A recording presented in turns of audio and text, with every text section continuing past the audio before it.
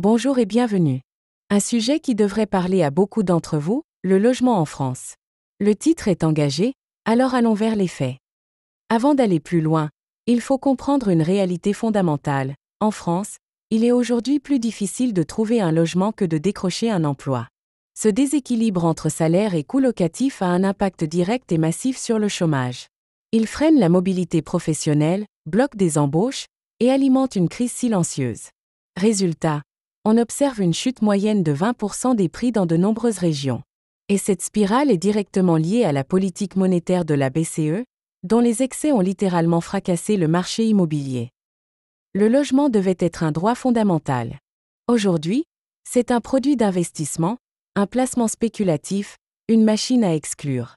À cause de cette financiarisation, même louer un studio est devenu un parcours du combattant, et ce, même si vous êtes en CDI, après votre période d'essai. Dans certaines régions, comme c'est le cas au Pays Basque, se loger devient tout simplement impossible, même avec un bon salaire. Dans cette analyse, on démonte tout, les chiffres, les mécanismes, les responsables et les conséquences sociales explosives. Comme toujours, voici les sources.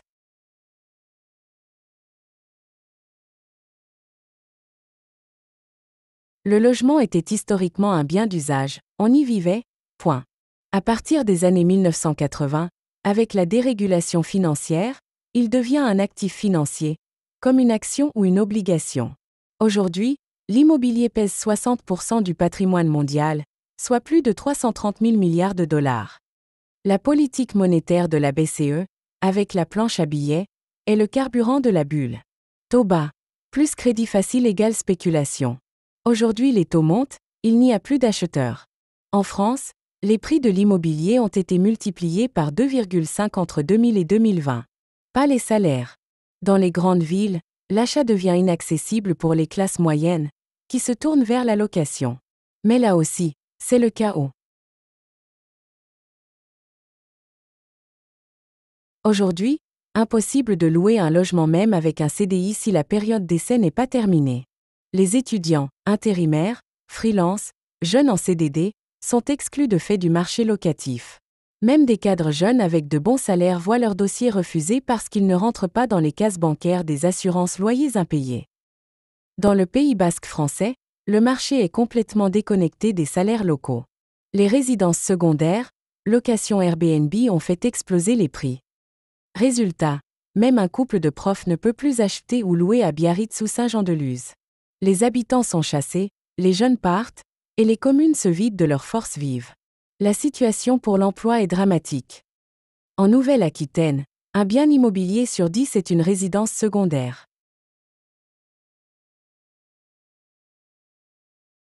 Blackstone, premier fonds immobilier du monde, a investi plus de 325 milliards de dollars dans le résidentiel depuis 2010. Après la crise, ils ont racheté massivement des logements en Espagne, Allemagne, en Irlande. En Allemagne, Vonovia possède plus de 500 000 logements. À Berlin, cela a conduit à un référendum citoyen contre ces géants immobiliers. En France, les dispositifs fiscaux comme Pinel, Cellier ou Duflot ont encouragé l'achat pour défiscaliser, pas pour loger. Les taux bas de la BCE ont boosté l'investissement locatif, mais pas l'offre sociale ni abordable.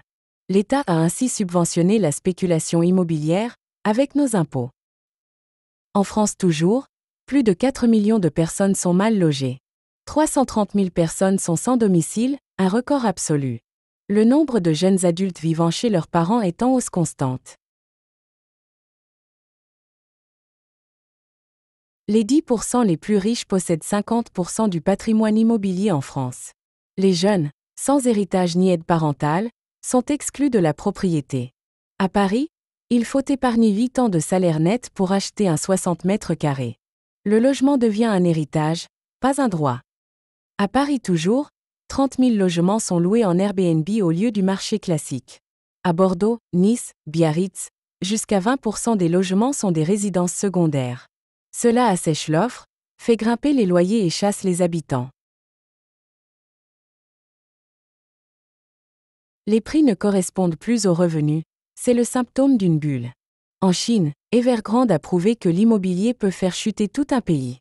En France, Les crédits immobiliers ont chuté de 40% entre 2021 et 2023. Les acheteurs ne suivent plus, le marché s'asphyxie, les prix chutent, mais pas assez.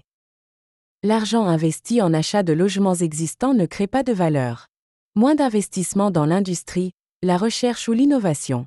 Le logement devient un refuge à rendement passif qui ne crée aucun emploi local.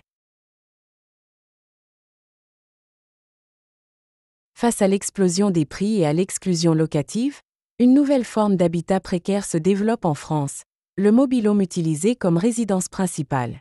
Inspirée des trailer parks américains, cette solution s'installe discrètement dans de nombreuses régions françaises, notamment dans le sud, l'ouest et certaines zones rurales. Selon le sociologue Gaspard Lyon, auteur de Camping forcé, des milliers de personnes vivent à l'année dans des mobile homes, souvent dans des campings ou parcs résidentiels de loisirs. Il s'agit de travailleurs pauvres, de retraités, ou de familles qui, malgré des revenus stables, ne peuvent plus se loger dans le parc classique. C'est un habitat choisi faute de mieux. Ces personnes sont invisibles car elles ne vivent pas dans la rue, mais elles sont totalement en marge du système du logement. La loi Allure de 2014 a assoupli la réglementation pour ces logements mobiles, mais la plupart restent en situation juridique floue, exposés à l'expulsion à tout moment. En 2023, certains campings saisonniers ferment l'hiver, laissant leurs résidents à la rue quelques mois par an. Cette réalité rappelle celle des États-Unis, où plus de 22 millions d'Américains vivent dans des mobile homes. La France suit dangereusement cette pente. Quand même les classes populaires salariées doivent vivre en mobile home, on ne parle plus de crise du logement. On parle d'échec systémique. Il faut traiter le logement comme un droit, pas un produit. Un statut du logement non spéculatif, comme le modèle autrichien. L'interdiction de rachat massif par des fonds privés ou étrangers. Et la priorité donnée aux habitants, pas aux investisseurs. Une réforme fiscale en profondeur. Taxer fortement les résidences secondaires dans les zones tendues. Supprimer les dispositifs de défiscalisation qui alimentent la bulle. Et taxes progressives sur les logements vacants et sur les plus-values rapides. Investir massivement dans le logement social et abordable, ce qui soutiendrait également la filière du bâtiment qui est à l'agonie. La France ne construit que 90 000 logements sociaux par an, au lieu des 250 000 nécessaires. Il faut une reprise en main publique du foncier dans les zones critiques. Un modèle de logement à loyer encadré sur le long terme, et accessible pour tous, même les classes moyennes. Un vrai encadrement des loyers, contrôlé et sanctionné. Interdiction d'Airbnb dans les zones en tension, sauf résidence principale. Et réquisition temporaire des logements vacants de longue durée. Nous avons laissé un besoin vital devenir un outil d'enrichissement. Le logement n'est plus un toit, c'est une marchandise, un actif, un jackpot fiscal. Et pendant que quelques-uns s'enrichissent, des millions de travailleurs sont exclus, condamnés à la précarité. Il est temps de reprendre le contrôle, pour que se loger redevienne un droit. Ce sujet nous concerne tous. Le logement ne peut pas rester un privilège ou un produit financier. Si tu as aimé, partage, commente, et surtout, ne lâche rien. À bientôt sur la chaîne.